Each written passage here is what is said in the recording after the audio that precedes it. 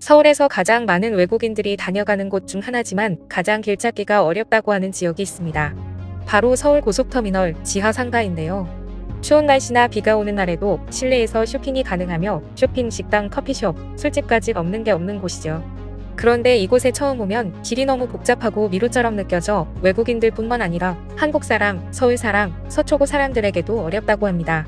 최근 서울 서초구는 길 찾기가 어려운 고속터미널역 지하도 상가 일대를 위한 실내 내비게이션 앱인 고터맵을 만든다고 밝혔는데요.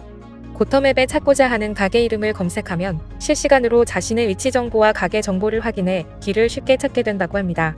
그런데 이곳이 위치 앱이 만들어질 만큼 혼잡하게 된 이유가 있다고 하는데요.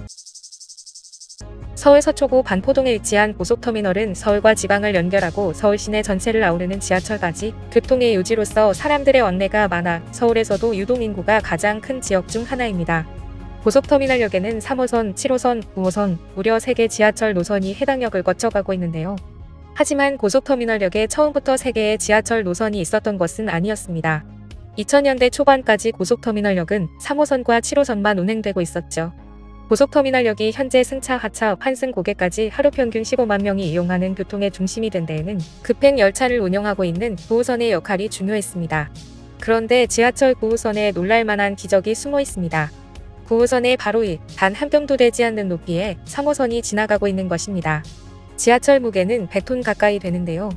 여기에 승객들이 가득 탄다면 그 하중은 말할 수 없이 커집니다. 당연히 천장과 벽에는 엄청난 두께가 필요하겠죠.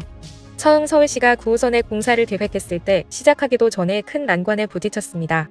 이미 지어진 지 30년 이상 된 고터지하 상가 바로 아래에 지하철 7호선과 연결된 3호선이 다니고 있었고 그 아래에 단 15cm 간격을 둔 위치에 9호선 고속터미널 정거장이 계획됐기 때문입니다. 이미 복잡한 지하철역 구조상 15cm 이상 1cm도 늘릴 여유가 없었습니다. 그러니 하부의 터널 공사를 실수할 경우 자칫하면 집안이 무너져 내릴 테고 그건 곧 대형 참사로 이어질 수 있는 환경이었죠. 이 상황은 공사를 진행하기에는 최악이었습니다. 설계 도면을 본 국내외 건설사들은 모두 혀를 내두르며 손사래를 쳤고 입찰 시도조차 하겠다는 업체가 없을 정도였습니다. 더 이상 설계가 안 나와 공간을 확보할 수 없다고 하자 사실상 불가능한 공사라는 소문이 떠돌기도 했습니다. 엎친 데 덮친 격으로 주변 환경 역시 극도의 난이도에 어려움을 더했습니다. 고속터미널 주변 지상은 엄청난 번화가로 백화점, 호텔, 고속터미널 등 대형 건물과 주변 상가가 밀집해 있는 10차선 도로에 엄청난 교통체증과 유동인구가 모여드는 곳입니다. 그러니 공사를 시작하기 위해 주변을 통제하는 것 자체가 불가능해 보였습니다. 하지만 9호선은 지하철 서비스 취약지역 개선을 위해 계획된 노선이었기 때문에 어렵다고 중단할 수는 없는 공사였습니다. 국내뿐 아니라 해외에서까지 자문을 구했지만 누구 하나 선뜻 나서는 사람이 없었는데요. 이때 한 건설사가 누군가는 해야 되는 공사면 내가 해본다며 보전장을 들고 등장합니다. 바로 쌍용건설이었는데요. 쌍용건설은 국내 지하철 최대 지옥의 공사 구간으로 알려진 923 고속터미널역 공사를 그렇게 시작합니다. 3호선, 7호선, 9호선 3개 지하철이 만나다 보니 일반적인 터널 공법을 적용할 수 없었습니다. 일반적으로 사용되는 개차 공법은 도로를 파서 지하 정거장을 건설한 뒤 다시 도로를 만들어야 하는데 지하에는 지하 상가가 있고 그 아래에 3호선이 다니니 불가능했습니다. 지하수가 나오는 곳을 피해야 했기에 공사 공간 역시 심하게 비좁았습니다. 이 공사를 위해 쌍용건설은 모든 인력들을 동원해 밤을 새며 해외 시공 사례들을 연구했습니다. 직접 발로 뛰기도 했는데요. 유럽 여러 곳의 지하철 정거장을 견학하며 고속터미널 구간처럼 여러 지하 구조물이 겹쳐 있는 구간의 정거장을 찾기 위해 기술진들이 노력했지만 비슷한 곳은 없었습니다. 가장 비슷한 조건이 발견된 곳은 이탈리아 밀라노시의 베네치아 지하철 정거장이었는데요. 하지만 조건이 비슷할 뿐 집안 조건은 완전히 달랐고 두 조건이 다 같은 곳은 찾을 수 없었습니다. 고속터미널역은 지하 지반이 안반층이 아니라 모래와 자갈 등이 많은 연약 지반이다 보니 쉴드 공법도 적용할 수가 없었기 때문이죠. 쌍용건설은 베네치아 정거장의 공법을 역추적했고 고심 끝에 이탈리아 베네치아에 적용된 캠 공법을 기존 튜브 공법 TRCM 공법과 결합시켜 신공법을 만들어 적용하기로 결정합니다. TRCM 공법은 철도, 도로, 교량, 하천 등 지상 구조물을 사용하면서 주변 시설물에 영향을 주지 않기 위해 벽체 구조물을 설치해서 지하의 터널 구조물을 만드는 굴착 공법으로 국토해양부가 지정한 기술입니다. 전 세계에서 최초의 도전이 된 이 공사는 복잡한 터미널 건너편 도로 옆에 100평도 안 되는 작은 작업 구간을 겨우 확보해 땅을 파서 작업구를 우선 만들며 시작됐습니다. 작업 구속에 슬래브관을 넣어 먼저 토지 지지기반을 만든 뒤 그 아래에 직경 2m짜리 대형 파이프 13개를 지하철역 지붕 위로 아치형으로 박았고 그 주변을 철근과 콘크리트로 채워 지지기반을 만들었습니다. 압력을 이중구조로 버텨낼 수 있도록 해 강관에 작업자가 들어가서 터널을 만드는 것입니다.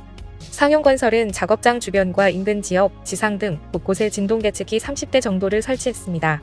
그 후 파이프를 삽입한 후 1m 전진시키고 다시 전면부에 획을 퍼나르는 고된 작업을 반복했고 또다시 캠 공법을 통해 3호선 가로 15cm 밑을 통과하는 정거장 교차 구간을 무리 없이 마무리했습니다. 7년이라는 시간 동안 100명이 넘는 작업자들이 24시간 쉬지 않고 교대하며 작업을 거듭한 결과 2009년 지하철 역사상 최대의 난공사로 불렸던 9호선 923 고속터미널역을 성공적으로 완공하게 됩니다. 9호선역은 단순한 지하철 정거장의 의미를 넘어 지하철역의 백과사전이라고 불리고 있는데요. 미국, 프랑스, 벨기에, 스위스, 네덜란드, 일본 등 수많은 국제터널 전문가들이 지하철 9호선 현장을 견학하러 방문할 정도로 놀라운 시공 기술을 보인 것입니다. 이곳은 최첨단 특수공법으로만 유명해진 것이 아니라 기술력은 물론 높이 21m, 폭 30m 엄청나게 큰 터널 형태의 여건선로, 창의성, 미적인 부분까지 높이 평가되고 있는데요. 이 까다로운 공사를 가능하게 했던 대형 철관과 아치 형태의 지붕은 지금도 고속터미널에 그대로 남아있습니다. 그 결과 독특한 천장 형태와 크고 넓은 웅장한 분위기가 오히려 더 압도적인 디자인을 연출하게 된 거죠. 이 공사 현장은 서울 지하철 건설 역사상 가장 난이도가 높고 설계상의 디자인도 독특해 세계 유명 토목 전문가들이 수시로 둘러보는 살아있는 박물관이라고도 불리고 있는데요. 연해 공사와 비교할 수 없을 정도의 공사 난이도, 시간적 공간적 제약으로 인한 공정 진행의 어려움에도 불구하고 실용적이고 아름다운 토목 건축물을 완성했다는 평가를 받았죠. 이 공사가 더욱 높은 평가를 받은 이유는 까다로운 공사로 오랜 건설 기간이 걸린 만큼 위험에 노출될 수밖에 없는 상황이었지만 한 건의 사고 없이 공사를 수행한 점이었습니다. 세계학회 쪽에서도 난공사를 수행한 실적에 대해 그 의미를 매우 높이 평가했습니다. 이 정거장은 대한토목학회가 올해의 토목구조물 대상으로 선정한 데 이어 세계적인 권위를 지닌 영국 토목학회로부터 브루넬 메달을 받으며 그 가치를 인정받았는데요. 브루넬 메달은 전 세계 150개국 8만여 명의 회원을 보유한 영국 토목학회가 매년 단일회에 한해 토목공학 발전에 기여한 건설환경 분야의 개인이나 단체, 조직에게 수여하는 상입니다. 세계 최초로 TRCM 공법과 캠 공법을 병행한 데다가 기존 지하철 3호선과 600여 지하상가를 단 하루도 중단하지 않은 채 한 건의 사고도 없이 진행한 유일한 대형 터널 공사로 인정받은 것입니다. 우리나라 토목 기술은 이 공사를 통해 세계 토목 건축의 모범 사례로 거듭났고 한 단계 더 성장해 전설로 기록됐습니다. 세계가 놀란 기적을 만들어낸 우리 기술과 불가능을 가능하도록 한 한국인들의 집념에 감탄하면서 오늘 내용은 여기서 마치겠습니다. 이상 꿀튜브였습니다. 이번 영상이 도움되셨다면 구독, 좋아요 눌러주세요. 앞으로도 꿀튜브 채널에 많은 관심 부탁드립니다. 감사합니다.